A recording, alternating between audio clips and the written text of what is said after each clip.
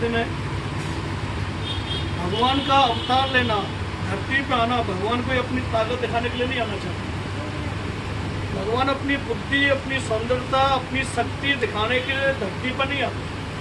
भगवान का उद्देश्य धरती पर आने का होता है समाज का कल्याण और मनुष्य को कोई दिशा देना, मनुष्य के जीवन में कोई लक्ष्य निर्धारित करना, और उसको हम सिंपल भाषा में कहते हैं धर्म की रक्षा। जब जब होए धर्म की हानि, बाणे अधम अधम अभिमानी, तब तब धरे प्रभु विविध शरीरा। यानी भगवान किसी न किसी रूप में समाज को शिक्षित करने के लिए, दिशा देने के लिए, उसे दशा सुधारने के लिए आते हैं। ऐसे ही भगवान कृष्ण जब धरती पर आए थे उस समय चारों तरफ अंधकार था।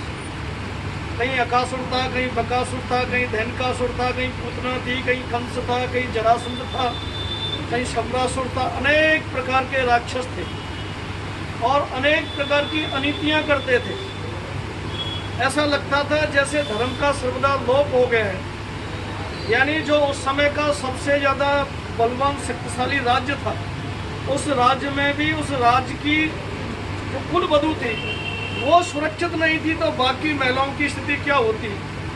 ऐसा भी देखने को मिलता है कि दुर्योधन ने अपने अहंकार में द्रौपदी का भी वस्त्रहरण करने की कोशिश की और इतने प्रकार के अहंकार और अत्याचार बढ़ने लगे, तो फिर भगवान का अवतार होता है और फिर उनका गीता का जो उन्होंने ज्ञान दिया था अर्जुन को, तो देना पड़ता है दुष्टों को संभाल।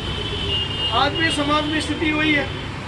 आज अखबार उठा के देखो, टीवी पर देखो, समाचार में देखो, मोबाइल पे देखो, या आसपास सुनने में घटनाएं आती हैं, तो चारों तरफ क्या है, तो सर्वत्र गौ हत्या है, गौ तस्करी हो रही है, बड़ी मात्रा में हो रही है। और सनातन के धर्म के खिलाफ बोलने वाले अनेकों लोग खड़े हो गए। उनको कोई मतलब नहीं है, केवल बोलना है।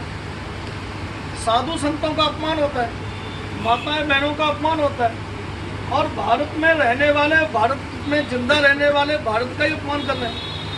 जिस प्रकार से भगवान कृष्ण के जन्म के समय अनेक प्रकार की कुरीतियाँ घर कर गई थी, वो कुरीतियाँ लगभग आज भी हैं। आज सर्वत्र समाज में आपस में विद्वेष है, जाति के नाम पे, पूजा के नाम पे, स्थान के नाम पे, यानी भाषा के नाम पे। भाषा भेद है, स्थान भेद है, दुनिया भर के आपस के लड़ाई, समाज को लड़ाया जा रहा है। और लड़ाते कौन है? जिनको अपने स्वार्थ पूर्ति करने हैं, लोगों को झगड़ा करके अपने वोट पाने की। उनका कोई मतलब नहीं है। लेकिन अपने देश में ये सत्य है, सनातन है, नित्य है, नूतन है, चिर है, पुरातन है। कल सत्य था, आज सत्य रहे, कल सत्य रहेगा, ऐसा सत्य सनातन धर्म है। ये न नष्ट हुआ है, न हो रहा है, न होगा। ये नष्ट नहीं हो सकता, क्योंकि इसकी रक्षा करने के लिए समय समय पर भगवान ने आना पड़ता है, और भगवान किसी भी रूप में आ सकते हैं। और समाज जब खड़ा होता है तो वो भी भगवान का ही रूप होता है। आज हम देखते हैं, एक बार जैसे आप ये मुठ्ठियाँ बंद करना सब हाथ बंद करो। अब इन हाथों को बंद करने के बाद आप क्या कर सकते हैं? कुछ कर सकते हैं? आप नाक खोल सकते हैं, चश्मा उतार सकते हैं, कपड़े पहन सकते हैं, खाना खा सकते हैं, खिला सकते हैं? क्या नहीं कर सकते। आप आंखें बंद करना 1 मिनट के लिए, आंख बंद करो ऐसे। अब आपके सामने क्या है? आंख बंद करने के बाद में कोई रूप, रंग, कोई संसार दिखाई देता है क्या? यानी जितने प्रकार की सुंदरता आपको दिखाई देती है वो सब कब है? जब आपके नेत्र हैं। जब आपकी आंखें नहीं है तो आपके लिए संसार है ही नहीं, अंधकार है। आप अपना तो क्या, दूसरों को तो क्या करोगे? अपना भी कोई काम नहीं कर सकते। उसको क्या चीज खानी है, क्या नहीं खानी, दिखेगी नहीं तो खाएगा क्या? दिखेगा नहीं तो समझेगा क्या? यानी अपने समाज में नेत्रों, दूसरों के लिए नेत्रदान करना, दूसरों की आंखें ठीक करना, उनके लिए कैंप लगाना, ये किसका काम है? तो ये भी ईश्वर का काम है, ईश्वर की सेवा है। जब हम किसी काम को करते हैं, निस्वार्थ रूप से करते हैं, जिसमें हमारा, मेरा अपना कुछ नहीं है, अपना पराया नहीं देखते, सबके लिए समान भाव से करते हैं, वही भक्ति है, वही ज्ञान है, और वो काम ईश्वर का काम है।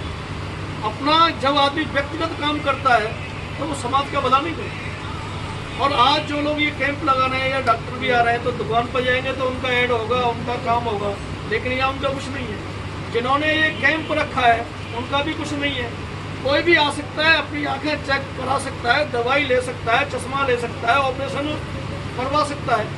इसमें किसी प्रकार का स्वार्थ नहीं है। जिस काम को निस्वार्थ रूप से करते हैं वही काम ईश्वर की सच्ची सेवा है, भगवान की सेवा है, भगवान की भक्ति है, भगवान की आराधना है।